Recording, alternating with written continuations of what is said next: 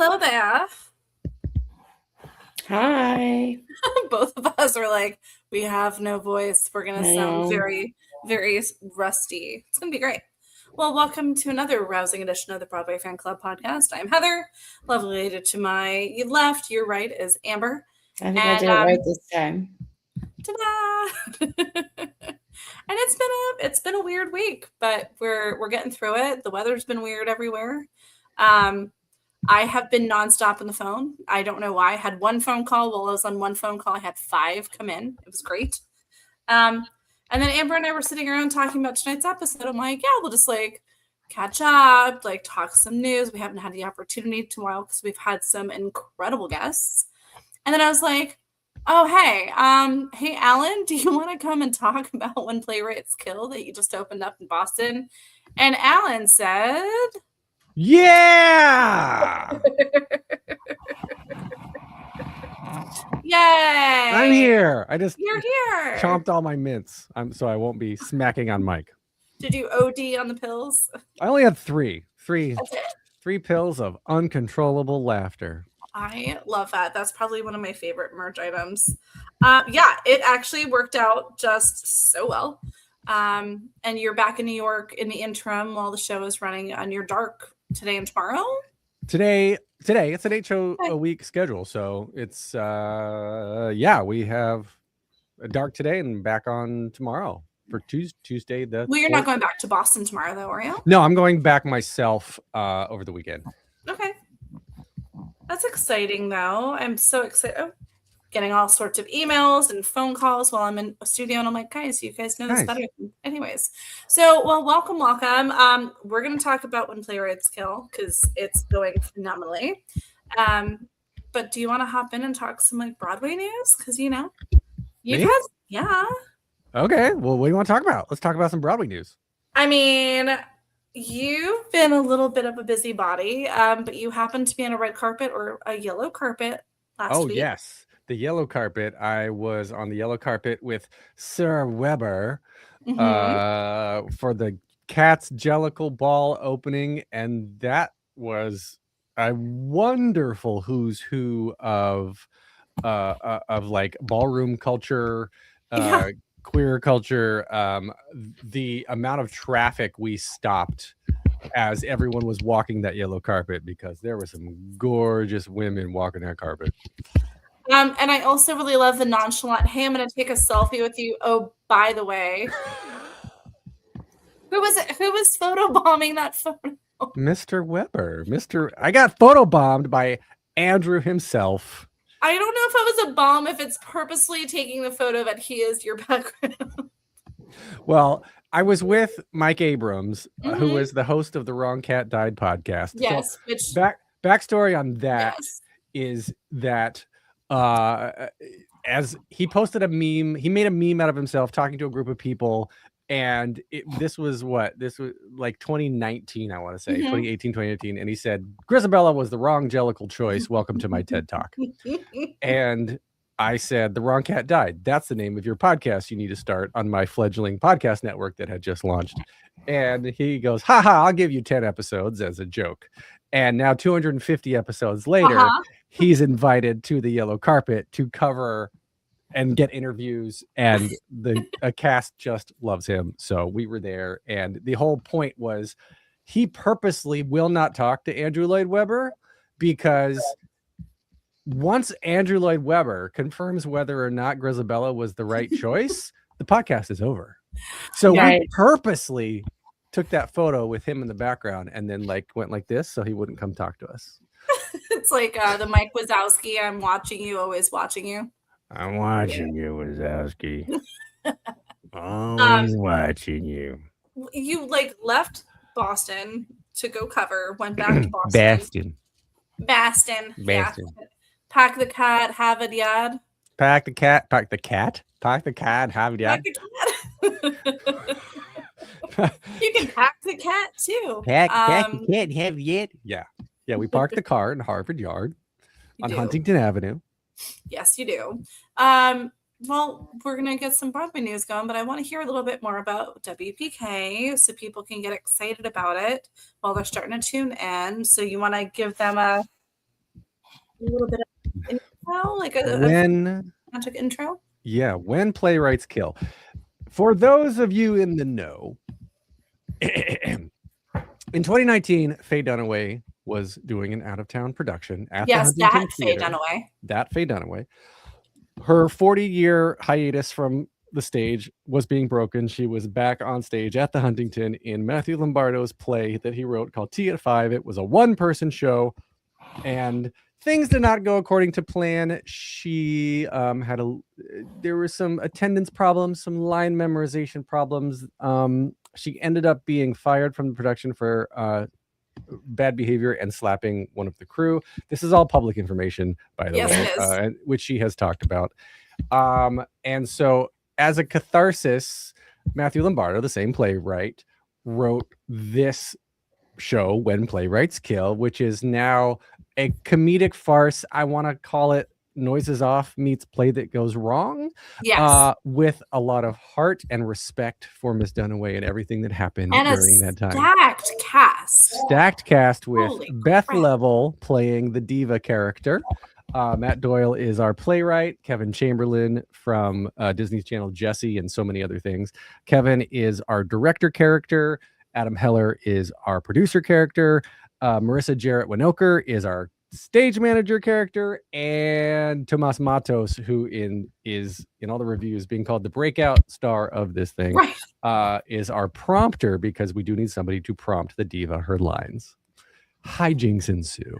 The cast is just ridiculous, but the show itself has such an interesting backstory, and you're at the theater where it took place. Yes. Oh, yeah. We're at the Huntington Theater, which is where the original Huntington debacle with Tea at 5 happened.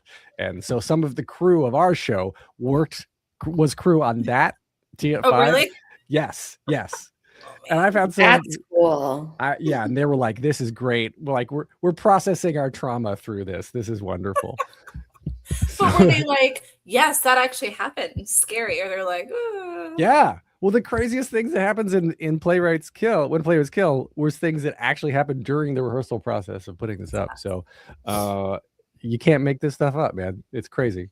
It's just, and from what I read in, was it the Boston Globe, it starts with Matt Doyle in a straitjacket sitting on the ground. Yep. Open curtain. As the curtain rises, Matt Doyle, the playwright, is sitting on the ground in a straitjacket. I told Matt, I think I told you this a couple of years ago when I saw him, I was like, you realize you're my favorite Seymour. He's done wonderful. So many other things, but he was 100% my favorite Seymour. And he looked at me and he was like, you're lying. And I was like, no, he's such a genuine person, but his performance, he has such a spectrum of performance. Yeah. I brought a friend backstage over the weekend, and we were hanging out before the show, and they talked to Matt, told him literally the same thing what you just said of you're my favorite Seymour. Yeah. I love that. That's fancy. Mm-hmm. But so now you're doing this. So you just had your opening night last Friday. Mm-hmm. And then you guys run. How many so more this shows? Yeah, this was a very limited three week run. It's a very limited 3 week run at the Huntington, and so we had our official opening night last weekend, and then we run through this weekend. And before that was all previews. We were still tweaking the show and changing it and everything. And now we are locked or ready to go. And this is our world premiere. And fingers crossed, this has a second and third and fourth life. It has a lot of eyes on it, though. I mean, the end of the Boston Globe review said that it should transfer to Broadway and do just fine. So from your mouth to God's ears. Mm-hmm. And if you're looking at investing in a show at all that is having this incredible out-of-town run, reach out to us and we'll get you in touch with Alan because he likes money. I like bringing original works to Broadway. Yes. That's what I like. It's so you can't do that without money. And it's just, we talk about this, and Amber and I talk about it out of the show, and we talk about it on the show, and you and I talk about it. It is so freaking hard to bring something original and unique that is attention grabbing. Right.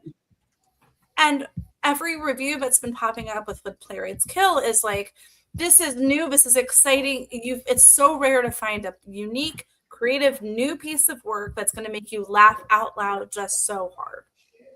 It is a laugh a minute. I mean, it's not like, I'm not saying this just to say this because I'm involved. Like, the reason I got involved is because when I saw a workshop of it a while ago, I was laughing so hard that I texted Matthew. I was friends with him through the scene, Matthew Lombardo, the actual playwright. And I was like, I got to be involved in this somehow. This is one of the funniest things. We need to have comedy in our world right now, especially with everything that's going so bad. Yeah, I mean, that's the important part of it, is just laugh. Laughter heals everything. Like, it takes more, what do they say? It takes more muscles to frown than it does to smile. Yes. Like, I want to be smiling so hard my cheeks hurt. A GoFundMe. Jeffrey Cohen says GoFundMe. Dude, funny you say that. I'm the economics of investing do not lend themselves to small investments like that. But I am trying to figure out a way to handle and take micro investments. I'm going to put that together. So, of course, through Heather and Amber, I will get more information out. But I do want to be able to accept what we're calling micro investments. Yeah, I mean, I've heard of some people and have facilitated some things that I can help give you some weird insight on. You know, I'm a wealth of knowledge, Mr. Seals. You know a lot of things about a lot of stuff. I do. That's true. It's very true. But it's really exciting that you've got the show. And like, we talked about it, what, 8 months ago, when you were really starting to get into it. Yeah. It was, I think it was end of June that I saw the workshop, and I've been hooked and involved ever since. So you didn't stop talking about it. You were just obsessed. Oh, I know. Which is great.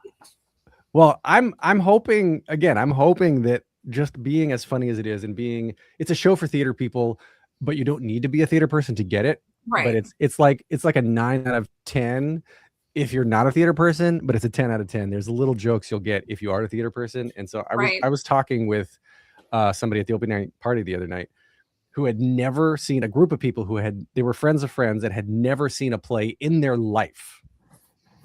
Whoa. Let that sink in for a second, and said it was one of the funniest things they've ever seen. Yay. So I was like, go us. We did something. I've heard from a couple of people. So there was a quote from Liza Minnelli about Smash, like the TV show, saying like theater people were watching a show about theater people and enjoying that momentum. But I'm also hearing people compare it to Smash without the music. Like, it's a very deep dive into the backstage and like the industry speak of it and the things that go on, but based on a true story with a stellar cast, but you're laughing the whole time. It's not like reading an article. Yeah. And I mean, it's just a funny show with funny hijinks, but you'll get more. Jeffrey's like, do I take Venmo? I take Venmo, but you don't want to invest. You don't want to invest in me. You want to invest in the show. So you want to send your money. We can send it through me, I guess. But I guess, should I explain how investing works? You know what? Do people understand that? I'm gonna say yes. Amber, yes. Yeah, because I think that'd be very helpful for some people. I think they just like see names in a playbill and like don't really get the process. Yeah, so, is that okay, Alan? Do you like? We have a lot of people tuning in right now. If you guys, okay. So questions, whether you're on Facebook, Instagram, or YouTube, feel free to put them in the comments. If you have questions further down the road, email us. So let's do like producing 101. Like next time you see a playbill, this is my Jellicle Ball opening night. Got my little sticker here. I am supposed to be there tomorrow, by the way. Really? That I don't feel terrible. Yeah. It's the best. It's great. Really? Okay. So if you look on the credits page, this is called the billing block. And at the top of the billing block, all these teeny tiny little names above the title, like so-and-so and so-and-so and so present this show. And all of these people are part of the investors. And 6,000 investors when you win a Tony, because it's all these people. All these people Except when you have Lost Boys and you have 3 full pages of co-pros too, and I love Lost Boys. Woo! Okay. 3 pages. So how it works is when investors invest in a show, you're investing in the company. Every show is its own LLC. Like all the people who are lead producers become general partners typically, and the general partners are the ones who get sued if anything goes wrong. So they are the ones who own the LLC. They are essentially the CEOs of this entity. And so every performance on Broadway, West End, national tours, licensing, merch, if it's a musical, there's streaming royalties, any money that is made. Right. Yeah, any money that is made from that script, from that entity, no matter where it's performed, goes back into that company. And so the investors are investing in that company. And that's why you hear, oh, such and such has recouped. That means that the investors, who are paid back at 100% before anybody else, before the producers get paid. So the investors get paid back first. That's when a show is officially recouped. And from that point on, profits get split between all of the investors and the producers for every time from now until eternity, when that show gets licensed, gets performed, has any adaptation made of it. Anything like The Prom got made into a movie, so the producers of The Prom get a cut of that Netflix money. Like, that all is real. So when you're investing in something, it's recouping on Broadway is always great, but it's not the end goal, because when you have something like Addams Family that was a shit ton of a flop on Broadway, and then now is I think still that and Seussical are the two most, huge flops on Broadway. Now two of the most licensed productions in high school and regional. Those investors are laughing all the way to the bank. Right, because high school and regional still counts, because it's still part of the grant it's performed. Exactly. And schools have to pay to use the show. They pay houses to be able to use those scripts and the music and the score. So remember the that church in Texas or whatever it was. It was doing illegal productions of Hamilton. Yeah. Yep. Or Disney things, whatever. So like the reason they got shut down it was definitely Hamilton. Yeah. And they were like doing their own spin on it and stuff. Yeah. Because it's illegal to perform something that is unlicensed. And if you license it, on top of the licensing, you can't change the script without permission from the people who own it. Right. So you can't just go and change Thomas Jefferson to Jesus or whatever they were doing. I don't know. But like that's a huge fine coming your. Not if it goes viral on TikTok. Fair, very fair. No, when it goes through the producing part of it, so you have co-producers, investors, and then you have investing groups and producing groups. Do you want to talk a little bit more about that? Oh my goodness! I know I'm asking so much of your exploding brain. How much time? I feel like you're gonna pull out like a stick with like a chart. Yeah, get my little pointer in here. So yes, the lead producers are responsible for ultimately bringing in all the money, and they employ. The idea basically is the lead producers can write a check themselves, or they can find individual people who form an entity, or they can find, or those individual people can then find individual people. It trickles down. Sounds like a pyramid scheme, because it kind of is. Not gonna lie, that's how it's always done. I don't particularly. Different groups and teams that come together, and I think the smallest investment, traditionally, the smallest investment to go into an entity is what, 25,000 is normally the minimum, and that's why I was talking about trying to start a company that will do micro investments. So like we've been talking about that for a while. Yeah, it's just the legality of it's the SEC and investment reporting. It's all very on the up and up. But yeah, like legitimately, Broadway is kind of like legal pyramid scheme. Because you and Amber, if you form the Broadway fan club entity and then you bring $75,000 of investment in, then you get paid off of their investment because you brought them in.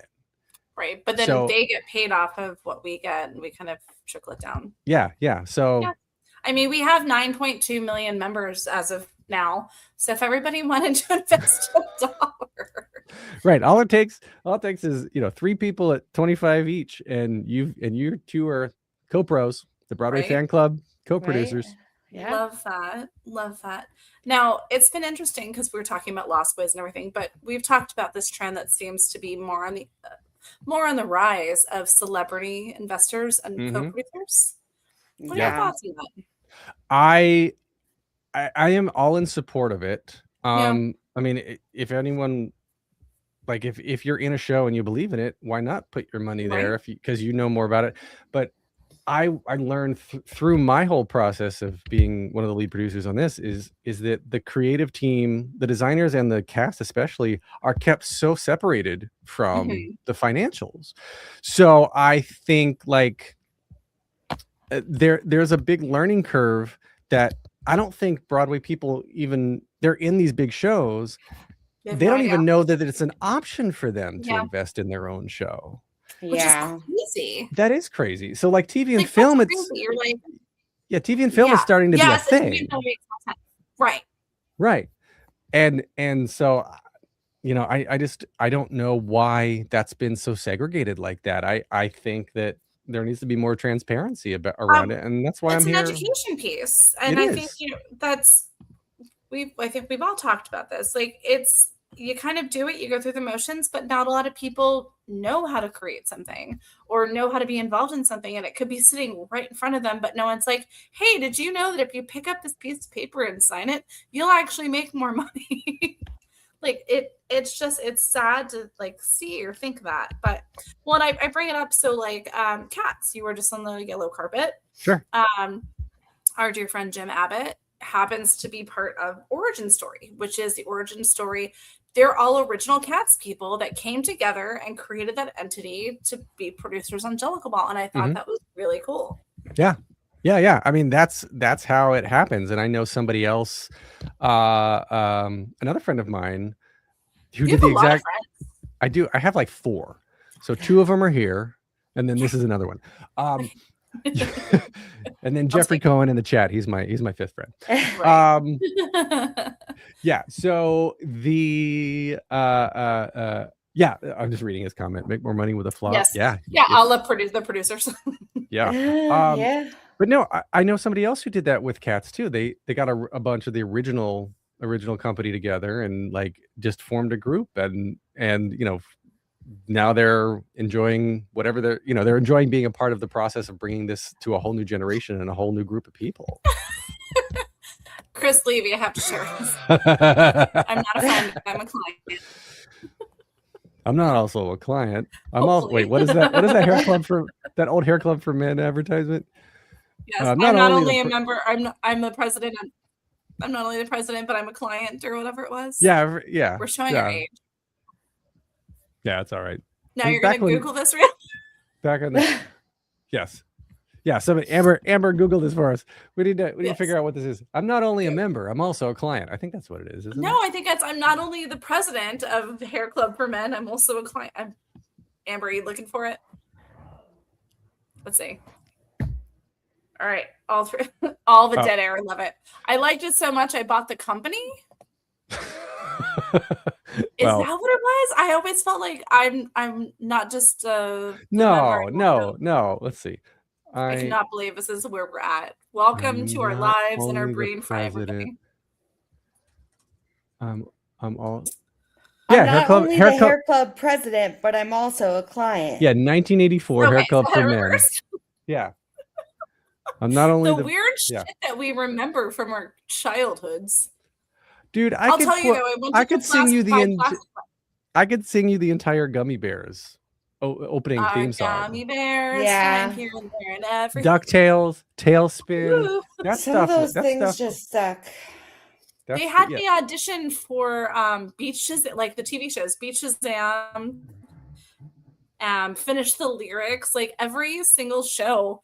They're because I can hear a song, and within the first couple of beats, I'm like, I know exactly what it is. Especially if it's a downbeat to Phantom. 2 days ago, I'm like, what'd you say? Especially if it's a downbeat to Phantom. All you need to hear is, that's it. Yeah. Barely. That or Welcome to the Black Parade. Fair. Yeah. If you want to, Welcome to the Black Parade. Oh, why? I'm on a delay. Love this for me. Because you're a emo kid at heart. So much. I don't know. Let's see. Say hi in 5, 4, 3, 2, 1. Hi. Hi. Yeah. Okay. You're not on a delay. Okay, good. This has been StreamYard and also the terrible Wi-Fi. Also another reason why I'm moving across the street. So it'll be great. Yeah, so you guys will see a brand new studio. Alan can stop giving me a hard time about how I look like I'm doing the show from my bedroom. Well, you have a nice backdrop there, so I can't tell. It's wood. And it's not my bedroom. I literally get a 2-bedroom apartment so I can have my studio in one of them. That's great. That's not a bad idea. Another thing. Jeffrey went to go see Beaches. Have you seen Beaches yet, Alan? I'm not. I see it in 2 weeks or maybe the Are you end going of the it. same night I am? The 29th. Let me pull up my calendar. Let's see. Oh, yes. I'm going back. I'm seeing Titanic on the 15th for the second time on Broadway. Going to Boston again on Friday. Then I come back the next week. Then I say Beaches on the 21st. Oh, okay. Well, you can come back because I have tickets to the 29th if you want to join me on the 29th. And then I see Fallen Angels on the 23rd. Schmigadoon on the 24th. Rocky Horror on the 29th. Wait, you have Rocky tickets for the 29th? I do. I did not get that invite. I do. And then Lost Boys also on the 29th matinee. I'm seeing a bunch these next 2 weeks. Okay, great. So when you get a +1 for any of those, you let me know. Okay. I don't even know when you're in town. We do live in different cities. We do. I am trying. What'd you say, Amber? I said, that's fair. You mean you're not a mind reader? No. No. He has had every single day that I'm coming to town because I'm like, can I crash your guest room? My intention is to come April 28th because that's Broadway Tuesdays, which is Matt DeAngelis and Christine Dwyer staying at the Paramount. Then the 29th, I want to do multiple things. I have Beaches right now, but I'd love to do Rocky or Lost Boys. The 30th is when Amber and I have our TDF tickets for Lost Boys. And then I have nothing from the 1st through the 3rd. And then the 4th is Janice Jam, which is going to be insane. Alan, you and I need to catch up to see what you're doing for that silent auction. Let's see. So the eligibility for... Yeah, April 26th is when everything has to open by to be eligible. That's why there's nothing at the beginning of May. Right. I know it. Yeah. It's crazy, though. But, I mean, this is the kind of time of year where it's like, all right, rush, go. There is that Savannah Bananas game. There is a Savannah Bananas game, but I have no place to stay for a week and a half in New York. I have 3 days in Meadowlands for $57 a night, and then I'm homeless. Wait, there's a Savannah Bananas game at Yankee Stadium. At Yankee Stadium? Those tickets are so hard to get. No. What, Amber? So they're not allowed to resell them for more than what they're worth. If there's a specific Fans First app that the Savannah Bananas have created, so you can actually buy tickets for the same purchase price. And she actually found some that were online. I need to get some for my boys because I think they'd have fun. Oh my gosh, your boys would love it. Do you know Derek Klena's on the team now? Yes.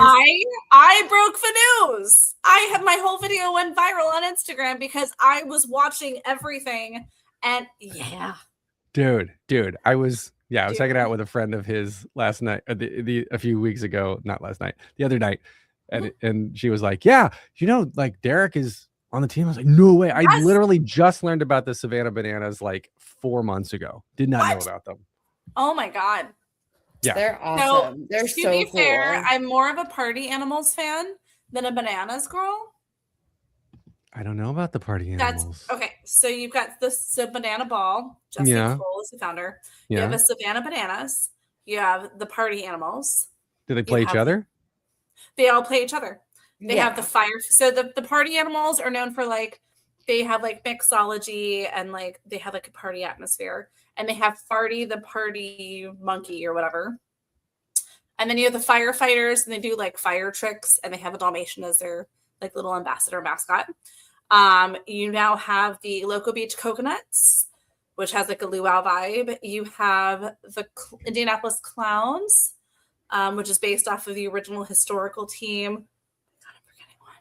If it's not on musical theater stage, I just don't know. Yeah, no, but they all do the same thing the Bananas do. That's what I learned about it. I was like, this is crazy. And it makes total sense why Derek trying to get Derek onto the show.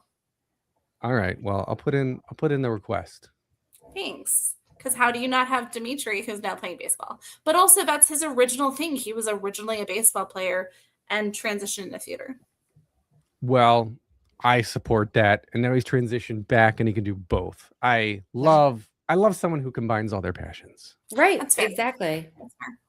And talking about passions, Jeffrey kind of is asking about like the revivals and stuff, but he had brought something up earlier: the Olivier Awards, the Olivier, the Olivia Rodrigo Awards. Yes. I want your opinions, both of you, on the awards. I have my thoughts and feelings. Do you? I looked at the list of winners this morning, I think. Mm-hmm. All my days are blending together. Oh, today is Monday. Yes, so it would have been this morning. Apparently, Phantom of the Opera is playing on my phone randomly. Thank you. Love that. Downbeat. Check out my interview with Diane Paulus, by the way. Great interview. Very jealous of that. So jealous of that. Director of Masquerade off Broadway right now. Really? I had no idea, considering it's our second largest group. I'm just telling your fans right now in case they don't know. They should know. ASMR. Okay, Amber, do you like ASMR? Yes. The okay, yes, the Masquerade Phantom. I'm so excited talking to you. I'm losing my train of thought. What were we talking about? We're talking about the Olivia Rodrigo Olivia Rodrigo Rewards. Yes. Yeah, nothing really stood out to me as like, wow. I haven't seen. I agree. I haven't seen Paddington yet, but that seems to be the that heavy was winner. Everything. Right. Yeah, that was everything. Right. Rachel Zegler won for actress, but that's it. For Evita, they had that and Best Choreo. Mm-hmm. Right. But Every Brilliant Thing didn't get anything. Much Ado About Nothing got nothing. We were talking Larry. And then Larry's Cole, of course. Oh, Mary. Yeah. Oh, yeah. Oh, Mary. I was happy to see Cole won. Yeah. Of course. But like you look through it and it's like not a whole lot. If you go into the musical side of it, it was a lot of Ken Rex. But just Paddington swept it. Paddington swept, but like, I mean, have you seen the bear? Have you seen the bear? Well, I'm brain farting. What's the one with the giant imaginary friend? Totomaru? No, what is it? Oh, my neighbor, our neighbor. Our neighbor. Yes. Totoro. Yeah, my neighbor. Totoro. Like that's got a big, not real human thing. So, yeah, but why? I mean, I think all of this stuff, it comes down to a good book. Everything is going to make or break because of a good book. Because you can have moderately memorable music, and if the story's good, you're still going to go back and see it again. Yes. Right. So it must be a book. And I think Paddington also is just something that really resonates with UK culture. Like Paddington is such a part of their entire story. Like little kids are like they grow up with that Paddington figure, like in the same way that we have like Mickey Mouse and Winnie the Pooh, and that is there. You're 100% right. Yeah, there's a nostalgia factor, I'm sure, for more British culture. I'd be curious to know how it's going to do over here, which I'm sure there's plans to transfer. Oh, 100% plans to transfer. But I'm excited about the Much Ado About Nothing transfer with Tom Hiddleston. Yes. Yeah. Yes. That's going to be insane. I've got a funny Tom Hiddleston story. We love funny Tom Hiddleston stories. Of course you have one. Right. I used to run the Talks at Google program, right, at Google. And we would bring in celebrities and movie stars and whatever and give talks and whatnot. And it was like your version of the 92Y, right? It was TED Talks for Google. Yeah, we had celebrities and I mean like leaders in their field, authors, engineers, scientists, technologists, everything. But then the movies grew out of the theater stuff I was doing. I was bringing in Broadway casts. They had celebrities in it. Their press reps wanted to impress other clients. The ball kept going. So for Guillermo del Toro, Crimson Peak, was that the name of the movie with Tom Hiddleston and Jessica Chastain? Okay. So we had Guillermo, Tom, and Jessica at an event. I wasn't moderating this one, but I was sitting front row, and I'm like 5 feet away in this tiny little office stage from Tom Hiddleston. And He's in the middle of like, it's packed full of room, 300 people in the room, and I'm sitting there, and I'm watching him, and it's Jessica Arguero. Somebody else is talking, and I'm watching him, and he kind of looks down at himself and realizes that like his belt is sort of undone a little bit. That's a PR move. What are you talking about? And so he just nonchalantly, like, his hands go down, and he just very quietly, like, fixes his belt a little bit, checks his fly to make sure it's up, everything's cool. And then he just looks up immediately and makes eye contact with me. No. and I go like, he gives me a little wink. And anyway. You shared a moment. You shared a moment. Were you eyeballing him the entire time? Well, I was like, what is he doing? Oh, that's what he's doing. Oh, I could see. He okay. Feel the eyes. Well, I mean, I was like right in front of him. So like when you look up, I'm just the one staring at him, fixing his belt and checking his fly. You got this. You got this. Good for him now. So I'll cover you. I'll cover you. Yeah. Nobody look. Yes. Just support. And I was thinking about this too, not taking the story off of Tom Hiddleston and his belt. How do I transition into fuck it. Pink hosting the Tonys. I have mixed feelings. Same. I think we all do. Because I believe it's a very obvious attempt to try to make the Tonys more, I'll put in air quotes, relevant to non-theater people again. Yeah, but she's so theater. But she is so theater. And that's what I mean. Like, I would like to have had somebody. The host is always better. And this could prove me very, very wrong. I hope this proves me wrong. But I feel like the host is normally better when they've been recently on Broadway. They know how to handle that pressure that stays there. Krakowski hosting the Tony Awards would be amazing. Oh, that would be great. That would be absolutely great. Even somebody like a Tina Fey or an Amy Poehler who are used to the high pressure stakes of performing live. Not that Pink isn't used to that, but it's anyway. My point is, a lot of people feel like they're going to make an announcement of her getting into a performance of something, or that there's going to be a medley of her doing like her songs from Moulin Rouge and Juliet, some of her Ariel Silk work. Yeah, I feel like there's a tie-in missing between her and theater. Yeah, but she's a good performer.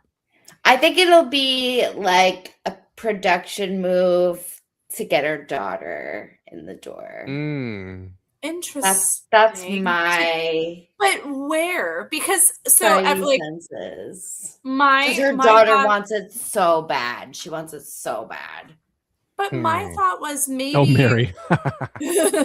My thought was maybe like they would move her in. She's like obsessed with Gatsby. Huh. Well, no, I was thinking if Moulin Rouge extended, yes, Eric Anderson is coming back. Hooray. Sorry, Megan Thee Stallion. I hope she's starting to feel better. But I was like, well, they've already done the first female Ziegler. Maybe they would put Pink into that role because that would be right. And she could sing the bejesus out of Chandelier. Right. Yeah. And she's got the body yaddy for it. So body yaddy. But like that was my initial thought. And then they were like, Eric Anderson. I was like, well, amazing, love him, but also, Yeah. We shall see. We shall see. I'm excited. I don't know. That's a good point. I didn't think about it as like a PR move to get her relevant before she goes into Broadway. So that would make sense if they do that. I'd like to see that. People would flock. It would be an interesting stunt casting, but also she's a theater kid, but she hasn't done Broadway. So it's like, right. That's what I mean. Like to have someone hosting the Tonys who hasn't done Broadway, that's a little weird. So I think, Amber, you're probably right. It's probably going to be that this is a foray into her being on Broadway. Yeah. Chris Levy, maybe she plays the green fairy a la Kylie in the film, just flying above the house. I mean, where is Aaron Tveit? Chess's cast recording just came out. Blowing up. Blowing up. And our members, it's getting political. Yeah. Really heavy. Why? I know. About what? Yes, all of the above.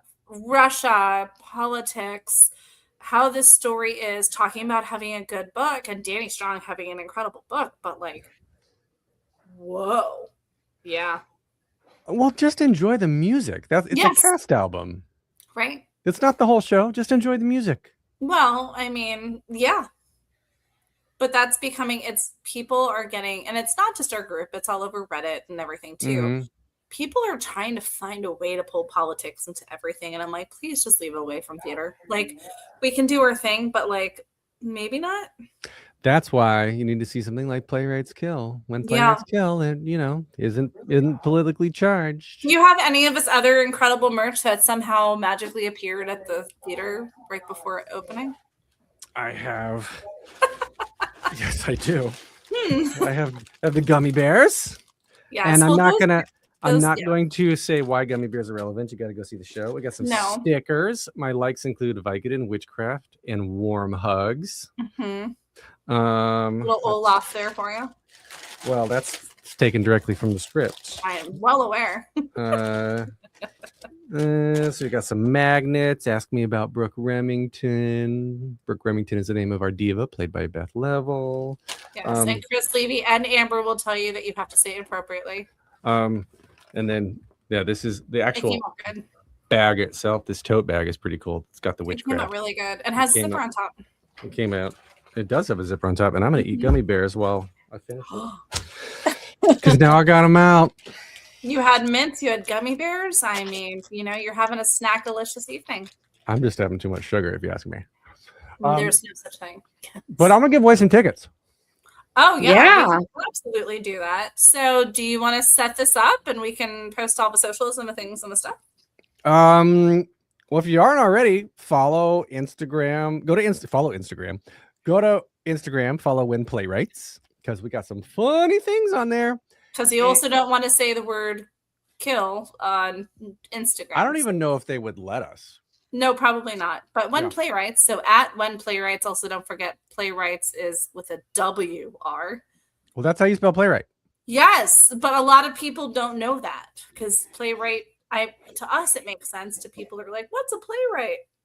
What? No.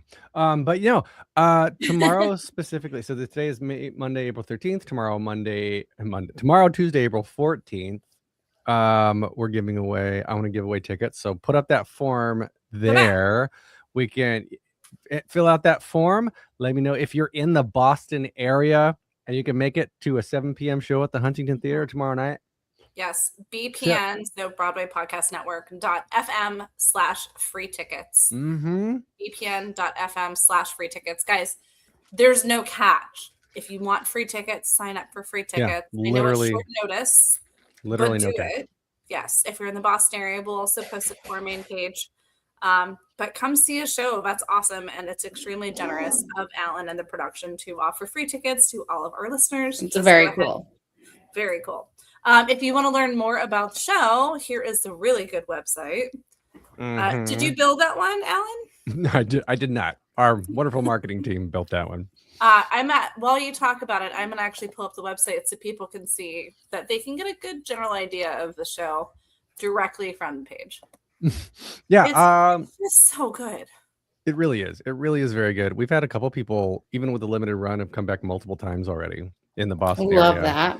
And I had, we had Marissa, I think it was Marissa, Beth, and Matt were at Harvard today doing like some sort of presentation or something. Mm-hmm. And so I got reached out to by one of the professors that wanted to send her students. And I'm like, yes, let's bring them all. Let's do this. Absolutely. So look at those photos. So great. Matt just looks phenomenal. All right, let's go over the rest of the cast here. So Matt Doyle. Yep. From left to right is Tomas Matos, our breakout star. Yes. And Kevin Chamberlain, of course. Adam Heller, who is in real life married to Beth Level, right there in the front, next to Marissa Jarrett Winokur. What a face! But like, you go from like Tracy Turnblad, and she just hasn't stopped. I love her. Yeah. But this is it's great. A Boston Scandal, a Broadway comedy, a world premiere event. It is really smart, guys. It's at the Huntington Theater, right off of Huntington Ave. There's 5 bajillion ways to get to it right there and then. It's like a 10-minute walk from the Back Bay train station. It's really easy to get to. So, and Amber, like it's pretty much right where the hotel was when we went over to Salem. Yeah. It's so close. A great area. It's a great area. There's a lot of fun things happening around there. Here's all the things and the stuff. Look at that guy's name right there. Hey, that's me. Mm-hmm. Hey, I know him. And the Theater Nerd Productions. We love it for you. There's not any names missing. There's not any names missing. We got all the names. Yeah, all the names are there. It's fine. Please go check out the show, guys. If you don't get the opportunity to check out the show now, hopefully you'll get the opportunity to check it out sooner rather than later in New York. But if you have the opportunity to go to Boston, it's a quick one. It's like a 2-hour train ride. Oh, I actually don't know because I've been driving up. I've really been just last minute driving up. Like a little bit. It's like maybe 2 hours and 10 minutes or something. Yeah, it's not hard. It's not hard on the train. On the Amtrak. Like $22 or something. Yeah. Yeah, it's really easy. I've been questioning how much the pricing is when I've been doing things and stuff. Oh, I got a peach gummy bear. I like peach. That's good. Oh. All right, go ahead and sing your Gummy Bears theme song since you said you remember all the words. Oh, fuck, now I'm on the spot. Let's see. Right. Dun, dun, dun, dun, dun, dun, dun, dun, dun. Dashing and daring, courageous and caring, faithful and friendly with stories to share. All through the forest they sing out in chorus, marching along as the song fills the air. Gummy bears bouncing here and there and everywhere. High adventure that's beyond compare. We are the Gummy Bears. Yeah, something like that. Anyway. Heck yeah. Bravo. Only here will you hear Ellen 1 sing and 2 to the Gummy Bears. I wanted that juice so bad when I was a kid. That Gummy Bear juice, that potion that made you jump. Oh, gummy berry juice. Yeah. Yeah. I wanted it so bad. You just want to be able to be like. I just like wanted. Around. Yeah. Like, ugh. Oh my goodness. It's like such a delicious treat. All right, we're gonna have to start making gummy bear bracelets now, Amber. Right? Yeah, Amber's been very busy. Right. Oh yeah. We've been very partnered with Janice Jam, which is coming up again May 4th, but May the 4th be with you. But Amber has been working diligently on getting bracelets done for the talent that's going to appear. And we're also going to have bracelets available for sale at the event that are going to be exclusive release. So that's good. We like to help. Breast Cancer Research Foundation. Woohoo. True. All right. Fill your mouth with gummy bears so you don't have to talk anymore. You have to put the kids to bed and all that other fun stuff. I do. I need to go because it's bedtime here in New York. We need to go too. That's fine. And throw that ticket link up there one more time. bpn.fm/free tickets. This is only because you're the boss. Boom. If you're in the Boston area, if you want to come other nights, check out the website. Just message me directly. We'll get it taken care of. All right. It's fine. But yes, and we'll make sure that we post that ticket link to our groups and our page and to our Instagram. So make sure it's taken care of. Right now, that link only has tomorrow and Wednesday shows? Just tomorrow. Right now. Okay. Yeah. And you can bring a guest or 2 or 3 with you. Just let us know. Mm-hmm. All right. There you go, everybody. All right. The one and only Alan Seals. Thanks for joining us. I'm sure I'll talk to you 5 more times tonight. Yeah. I'm waiting for your voice notes. All right. Oh, you love it. Bye. Bye. Bye. Bye, Amber. I am not seeing any other shows in New York. I am just popping in to see cats and popping out. I am kind of under the weather, so I'm probably going to go masked. Just like literally sneak in like a thief in the night and sneak around out. You're a ninja. Theater ninja. Yeah. So I'm going to do that. That was fun. That was like an almost unexpected surprise for us too, because it was done, like a half hour before. Yeah. Really, guys, Alan has been working his ass off and going from New York to Boston, coming back from Boston to go back to New York to take care of the kiddos, make sure they're good, make sure the wife is good. Going back to Boston. Balancing that family work life. Work-life balance is hard, especially when you're producing a new show or any show in general. But yeah, awesome. And then, Amber, you're going to Jellicle Ball tomorrow. I have no idea. I'll be up in the city in the next 2 weeks, and I haven't booked any of my travel yet. Love that. And we'll figure it all out from there. But yes, thankful again for Alan to join us. Let me put those banners up really quick. Again, if you're trying to find them on social media, it's at When Playwrights, WhenPlaywrights. You can also go to www.whenplaywrightskillboston.com. That'll take you directly to the show's website. If you can't make it this week and you want more information, let us know. But if you can make it tomorrow's show, we are extending free tickets to any of our listeners. That's more like right here. Boop. BPN. So BPN for Broadway Podcast Network.fm/free tickets. Make sure you guys do that. Get you some free tickets and let us know what you think. We're really excited for him. Proud of you, buddy. I'm sure you're still listening and judging, and that's fine. With that being said, Amber will be reporting from Jellicoe. She is a ninja. Amber, did you know if you're one of the first 100 people to show up to the theater, you get a free fan? I did know this. I am going to try to be early, but I was like, again, are you not feeling right now well. as we're no, I just had like one small, I was like fact checking myself really quick because I do have one small complaint before we sign off for the night. Oh yeah, go ahead. My quick gripe is Titanic. Uh-oh. They opened on yesterday. Yesterday was their official opening night. Yeah. And I feel like they were like so close. Mm-hmm. Because I feel like they could have either done like Friday and done like the night the Titanic set sail. Or they could have done like tomorrow night, like the night the Titanic sunk, which would have not really been as... historically speaking, April 12th, which is the day, that's where it's celebrated. Like Ross, my friend Ross is the general manager of the exhibit here, and they had a full gala. So is it April 14th? April 14th, 1912? I'm sorry? April 14th, 1912, the 14th to the 15th? April 12th, 1914, isn't it? No, April 14th, 1912. Yeah. Hold on. I remember my Leo DiCaprio. Oh, jeez. April 15th. So it sank on April 15th and it launched April 10th. I don't know. I just feel like they were like super close. May 31st is when it launched.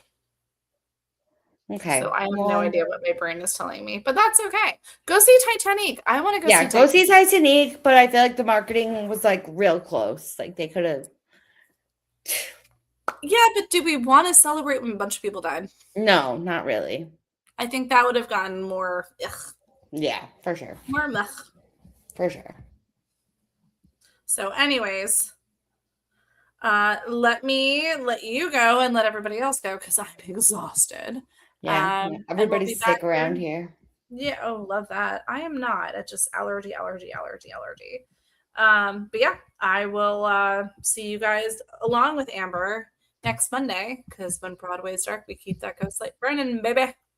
Join us each and every Monday at 8 p.m. and we'll see what kind of surprise guests we have. It's like Pee-wee's Playhouse. We need a word of the day. All right. Everybody have a good rest of your week. Ciao for now.